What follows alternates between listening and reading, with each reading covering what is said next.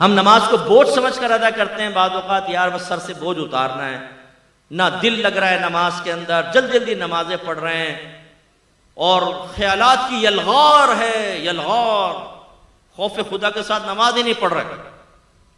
حالانکہ آپ کے نبی نے ارشاد فرمایا جس نے 2 رکعت نماز، زیادہ نہیں، 2 رکعت نماز ایسے ادا کی کہ اس میں دنیا کا کوئی خیال اپنے قلب میں نہ لایا، وہ گناہوں سے ایسا پاک و صاف ہو جائے گا جیسے آج ہی اپنی ماں کے پیٹ سے پیدا ہوا۔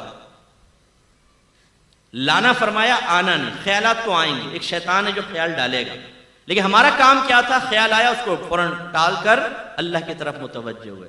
اللہ کی طرف متوجہ ہونے کا مطلب کیا ہے؟ کوئی ذات باری تعالیٰ کا تصور تو نہیں آئے گا نا بھائی ذہن میں، جو نبی نے فرمایا تم ایسے نماز پڑھو جیسے تم اللہ کو دیکھ رہے ہو۔ اگر تم اللہ کو نہیں دیکھتے تو وہ تو تمہیں دیکھ ہی رہا ہے، تو اس کے دیکھنے کا یقین ذہن میں حاضر کریں، یا پھر جیسے مدینے کا تصور کر لیا، مکے کا تصور، موت کو یاد کر رہے ہیں، میدان محشر، پل صراط، جنت، دوزخ، یہ ذہن میں لا رہے ہیں۔ یہ دنیا نہیں ہے، یہ آخرت۔ یہ خیالات آ جائیں، اور اسی طرح اگر کوئی خیال آ گیا زوجہ کا، بچوں کا، کرکٹ کا، کاروبار کا، جیسی آئے فوراً جھٹک دیں۔ یہ نہیں کہ آپ سوچنا شروع کر دیں۔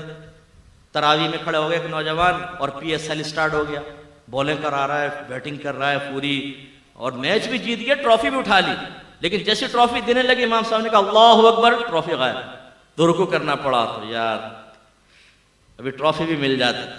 ایک کنجوس آدمی تھا، اس کو وہ نماز، اس کو مسجد میں پہنچا تو جماعت نکل گئی، تو بڑا افسوس کرنے لگا۔ لوگ بڑے متاثر ہوئے، کہا کہ ہمیں آپ کے جذبے سے بہت سیکھنے کو ملا ہے کہ آپ کیا جماعت نکل گئی، اتنا آپ دکھ کر رہے ہیں۔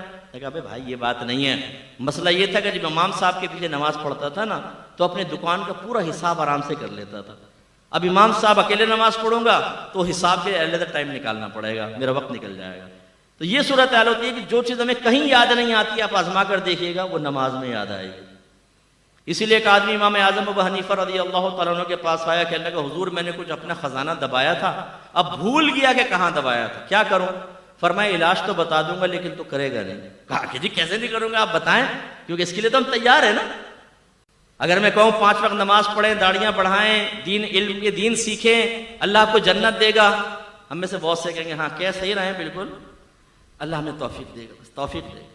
اور اگر میں کہوں میں آپ کو وظیفہ دے رہا ہوں 100 مرتبہ آپ کو پڑھنا ہے، 100 مرتبہ فجر کی نماز کے بعد، اسی دن آپ کو 1 لاکھ روپے نہ ملے تو فقیر کا گریبان پکڑ لیجئے گا۔ آپ کہیں گے مفتی صاحب اگر گھر میں چائے پی لیں تو بڑی مہربانی ہوگی۔ پھر آپ اس کو پوچھیں گے، پوچھنے کے بعد اگر میں یہ بھی کنڈیشن لگا دوں کسی نے شور کر دیا نا، یا آپ بھول گئے گنتی، ختم، دوبارہ شروع، تو آپ اس کمرے میں داخل ہونے سے پہلے گھر والوں کو کہیں گے کوئی آئے نا ٹانگیں توڑ دوں گا، تم لوگ کم وقت ہو، نکل جاؤ، بچوں کو باہر نکالو گھر سے، اور مصلی پہ بیٹھ کے ایک ایک دانہ یہ ہمارا استغراق ہے۔ کیوں؟ برا نہیں، آپ تو اچھے لوگ ہیں، میں دوسروں کی بات کر رہا ہوں، آپ نہ برا مانیے گا، کہ مادی شے ہمارے سامنے آئے تو ہماری کامل توجہ ہوتی ہے، اور آخرت کے بارے میں کہیں تو بالکل بھی نہیں ہوتی۔ تو اللہ کے نبی نے یہ فرمایا 2 رکعت نماز، دنیا کا خیال نہ لاؤ، گناہوں سے ایسے پاک و صاف ہو جاؤ گے جیسے آج ہی ماں کے پیٹ سے پیدا ہوں۔ لیکن یہ بھی میرے نبی نے ارشاد فرمایا، علامہ آلوسی نے اس حدیث کو نقل فرمایا، سرکار نے فرمایا آخری زمانے میں ایک شخص بھی مسجد میں ایسا نہیں ہوگا جو خشوع و خضوع کے ساتھ نماز ادا کرنے والا ہو۔